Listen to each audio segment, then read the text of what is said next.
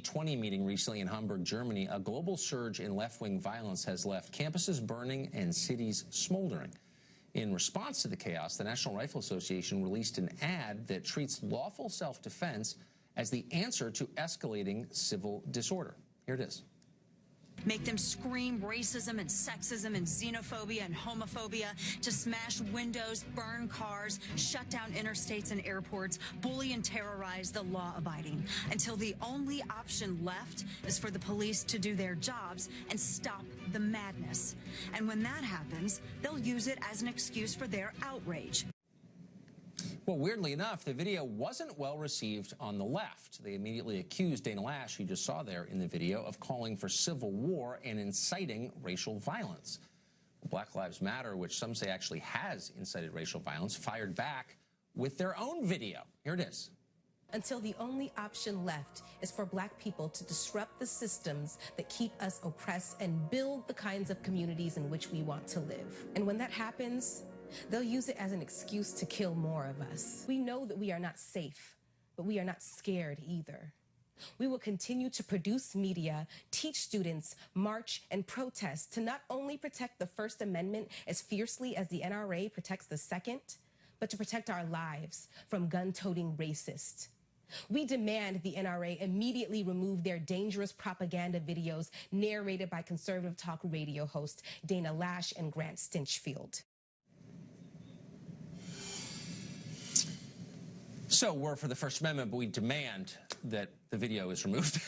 Dana Loesch joins us tonight. What's your response to that, Dana?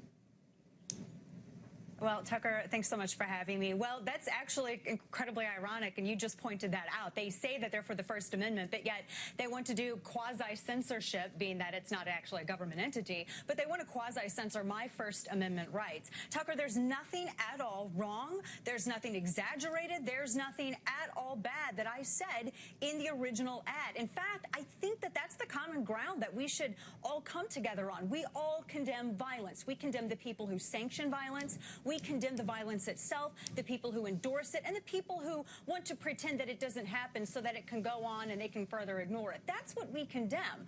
But this ad, it doesn't make sense. Look, Black Lives Matter, I think, began earnestly. I think this began as an organization, Tucker, that really maybe wanted to solve some of the discord between the Black community and police officers. And that's a noble thing. But what it has turned into, and the infusion of Soros cash, which, of course, there's a digital record out there about that, that's no good. And in fact, they've turned to fostering more division instead of solving it. It certainly does seem that way. And you can't, just for the record, be for the First Amendment and simultaneously demanding that people not be allowed to hear the opposing view, I would say. So, but they're not the only ones, Black Lives Matter, who took issue with your ad, which really got a strong reaction, for sure, in progressive America. There's a women's march planned, I think, tomorrow.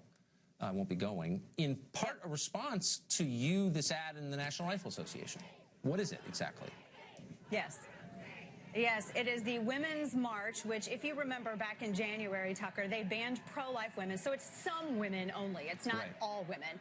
They've banned any sort of gay Muslim groups. They've banned pro-life groups. They don't really like conservative women that believe in Second Amendment rights for all women. So it's a very discriminatory organization.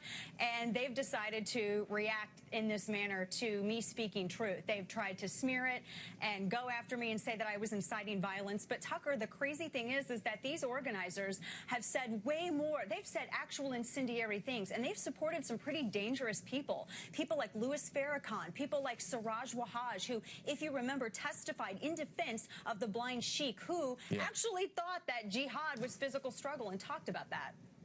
What does that have to do with the Women's March? Why would people like that be involved?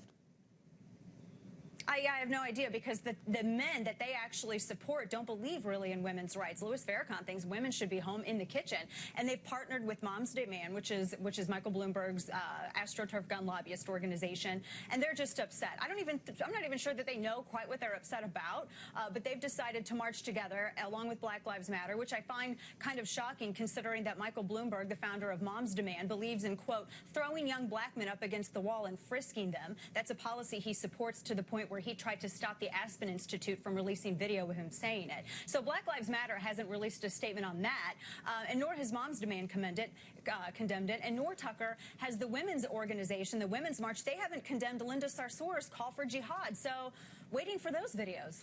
Well, I mean, a lot of this relates to this idea of intersectionality, if I'm even pronouncing it correctly, the notion that all these groups on the left with different aims are united together, but actually they seem at odds with each other. The whole thing seems a little bit illogical to me. I mean, you have people at a women's march who don't think women should be in the workplace. It doesn't really make sense. No, it does not. But the biggest thing about all of this, Tucker, and this is some of the ideology that these individuals actually promote, is that somehow leftism or progressivism has the patent on being a female. It has the patent on being gay or lesbian. It has the patent on being black or Muslim. And it doesn't. And that's what I find discriminatory. Well, and also silly. And thank you for correcting that. Dana, thanks a lot for coming on tonight.